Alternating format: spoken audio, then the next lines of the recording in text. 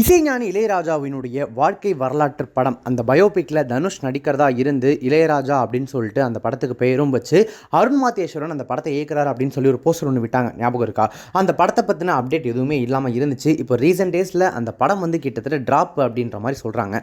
அதாவது அந்த படம் வந்து கைவிடப்பட்டுருச்சு சில பல காரணங்களால். லேட்டராக தான் எடுக்க போகிறாங்க. இப்போதைக்கு அந்த படம் எடுக்கிறதுக்கான எந்தவித முயற்சியும் அவங்க எடுக்கல அப்படின்ற மாதிரி சொல்லப்படுது. தனுஷும் அதனால தான் அடுத்தடுத்த படங்கள் கமிட் ஆகிட்டு இருக்காரு. படத்தினுடைய டைரக்டரான அருண் மாத்தேஸ்வரன் கேப்டன் மில்லர், ராக்கி உள்பட பல திரைப்படங்கள் டைரக்ட் பண்ணவர். அவர் அடுத்ததாக டைரக்ட் பண்ண போகிற படத்தில் ஒரு முக்கியமான இயக்குனர் ஒருத்தர் ஹீரோவாக அறிமுகமாக இருக்காராமா. அந்த முக்கியமான இயக்குனர் யார் அப்படின்னு கேட்டிங்கன்னா நம்ம லோகேஷ் கனகராஜ். எஸ், ஹீரோக்களை தன்னுடைய படங்களில் மாசா சூப்பராக செம்மையாக காமிப்பார்.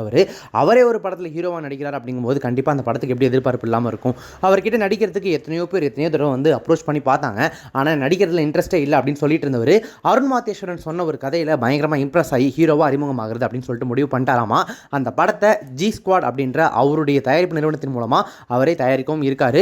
அவருடைய தயாரிப்பில் அவருடைய நடிப்பில் அருண் மாத்தேஸ்வரன் இயக்க இருக்கிற அந்த திரைப்படம் ஒரு பக்காவான ஆக்ஷன் த்ரில்லராக இருக்க போதாமா. படத்தில் நடிக்கக்கூடிய கலைஞர்கள்லேருந்து தொழில்நுட்ப கலைஞர்கள் வரைக்கும் எல்லாருமே வந்து பெரிய ஆளுங்களாக இருக்க போகிறாங்க. ஒரு செம்மையான டீம் சேர்ந்து அந்த படத்தை பண்ண போகிறாங்க. லோகேஷ் கனகராஜோடைய அந்த ஹீரோ லான்ச் ரொம்ப பெருசாக இருக்க போகுது அப்படின்னு சொல்கிறாங்க. படத்தினுடைய அஃபிஷியல் அப்டேட் சீக்கிரமே வரும் அப்படின்னு எதிர்பார்க்கலாம்.